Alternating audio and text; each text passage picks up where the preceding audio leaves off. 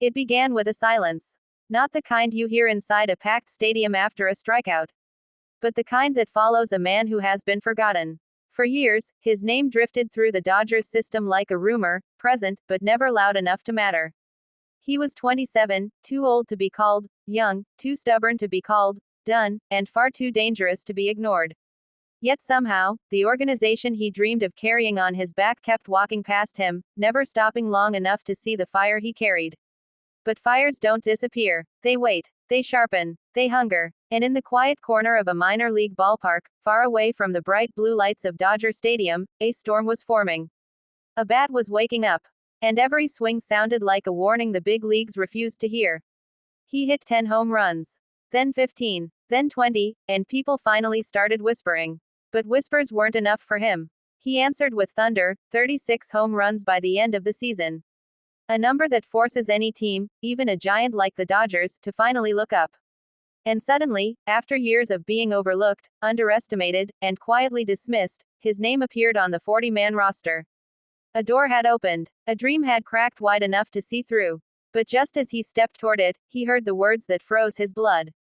Nothing is guaranteed. Nothing. Not a moment. Not a spot. Not even respect. And so, he walked into camp not as a man who had been given an opportunity, but as a man who had earned one through pure force, through bruised hands and late night swings and a belief the world tried to steal from him. The cameras didn't follow him. The reporters didn't crowd him. He wasn't treated like the next superstar, just another body, another jersey, another name on a long list of maybes. But greatness doesn't always walk in through the front door. Sometimes, it climbs in through the window, one home run at a time. Every practice, he hit like he was fighting for oxygen. Every drill, he ran as if someone was chasing him. And every time he picked up the bat, the stadium, even the silent one only he could imagine, felt like it was holding its breath. Coaches began to notice. Pitchers began to avoid him. Teammates began to feel that shift in the air, the feeling that someone in the shadows was getting ready to break the entire system. Because this wasn't just a player. This was a man who had been ignored long enough to become dangerous.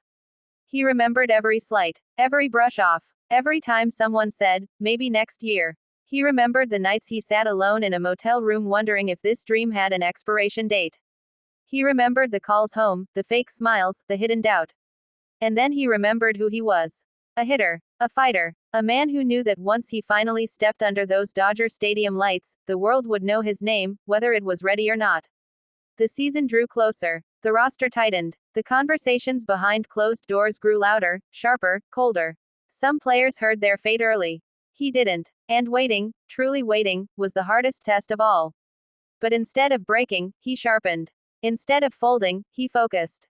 Instead of hoping, he prepared. He imagined the roar of 50,000 fans. He imagined that first pitch, that first swing, that first explosion of redemption. He imagined the moment his life would crack open like a baseball off-sweet, perfect barrel. And then, on a quiet morning when the sun had barely risen and the field still smelled like fresh-cut grass, the call came. Not a promise. Not a guarantee. Just a chance. A chance to stand where he'd always belonged. A chance to hit baseballs that mattered. A chance to prove that you can't ignore someone forever. Not when their talent is louder than silence, louder than doubt, louder than fear. He hung up the phone, closed his eyes, and let the moment wash over him. There was no cheering, no applause, just the heartbeat of a man who had survived everything baseball threw at him. Because sometimes, the most powerful stories aren't the ones about instant superstars. They're about the fighters, the dreamers, the late bloomers no one believed in until it was too late. And as he stepped onto the field wearing Dodger blue, truly wearing it, he wasn't thinking about guarantees. He wasn't thinking about age. He wasn't thinking about the years the Dodgers overlooked him. He was thinking about one thing. This time, they're going to remember my name. And when his bat finally cracks through the California night sky, sending a baseball screaming into the upper deck, they won't be able to forget it. Not ever again.